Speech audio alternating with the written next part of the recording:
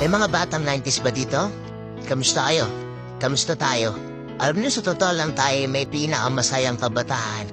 Tayo yung mga kabataan noon na napakababaw ng kaligayahan. Tayo yung mga batang batak sa arawan kahit napagalitan ng magulang okay lang basta maipaglaro sa mga kaibigan. Di natin alam kung ano yung teknolohiya. Di natin alam kung ano yung cellphone. Di natin kilala si Coco Melon.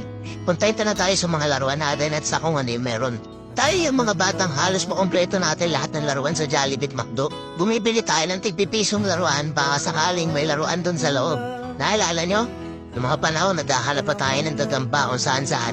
Naghahanap tayo ng mga sahan ng puno para maipaglaro ng baril-barilan. Kukuha tayo ng gulong sa tabi-tabi tapos paggugulumin lang natin kung saan-saan.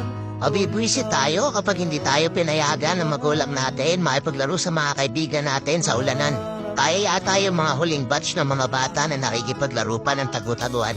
Totoo lang, di ba? Real talk. Tayo yung mga simpleng batch ng mga bata. Tayo yung mga batang napakasimple lang ng kaligayahan. Pero yung mga batang yun ngayon nagsilakihan na. Nandito na tayo sa tunay na hamon ng buhay. Yung struggle natin ibang-iba.